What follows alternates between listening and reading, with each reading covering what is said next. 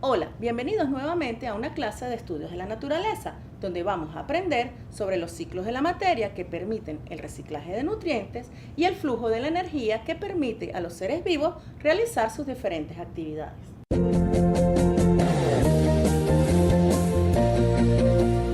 En nuestro planeta constantemente se están realizando ciclos que permiten el reciclaje de nutrientes, como por ejemplo el carbono. La fuente principal de carbono es el CO2 que se encuentra en el aire y las plantas lo utilizan para producir su propio alimento y de esta manera queda fijado en sus tejidos. Posteriormente, este carbono pasa a los niveles superiores gracias a los herbívoros que al alimentarse de las plantas lo fijan en sus tejidos.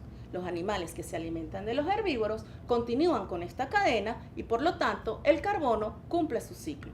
Pero ¿cómo ahora el carbono puede ser devuelto al ambiente? Gracias a diferentes fenómenos, como por ejemplo la erupción de un volcán. Pero de manera artificial, el hombre también ha colaborado a la producción de CO2, gracias a la combustión que se realiza en los automóviles o gracias al fuego. Las bacterias también participan en devolver el CO2 al ambiente, ya sea gracias a su metabolismo o por la descomposición de la materia orgánica proveniente de animales y plantas. El nitrógeno es el elemento más abundante de nuestra atmósfera, pero de esta manera no puede ser utilizado por los organismos vivos, como plantas y animales. Para que el nitrógeno pueda ser aprovechado y utilizado por otros organismos, las bacterias deben tomarlo de la atmósfera y fijarlo al suelo.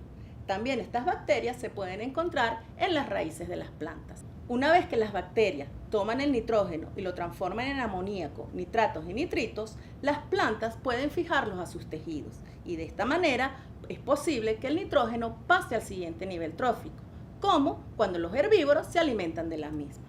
El tercer paso del ciclo del nitrógeno es la amonificación, es decir, que la materia orgánica, gracias a las bacterias, se descompone y el nitrógeno nuevamente es devuelto al suelo.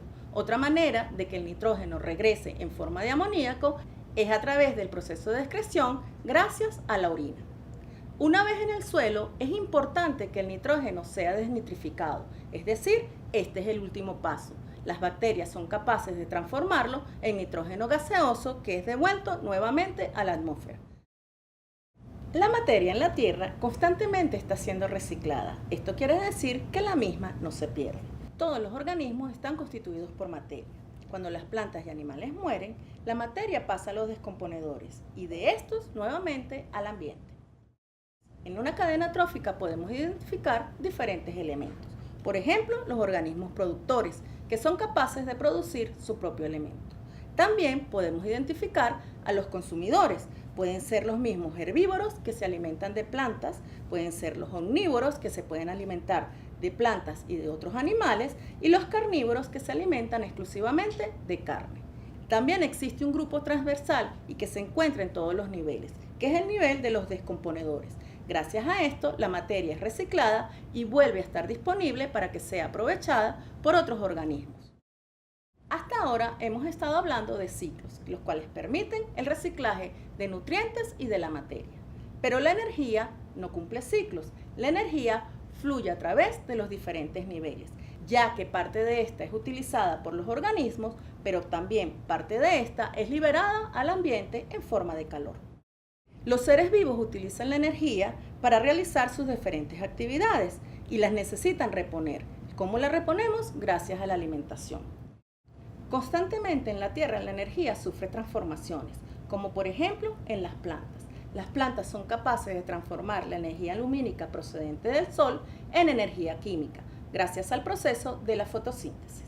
Los procesos de la fotosíntesis y la respiración son procesos que permiten la utilización de materia y energía. Ambos procesos son complementarios. ¿Qué quiere decir esto? Que los productos de la fotosíntesis son los reactivos de la respiración y de esta manera se captan y se transforman tanto la materia como la energía.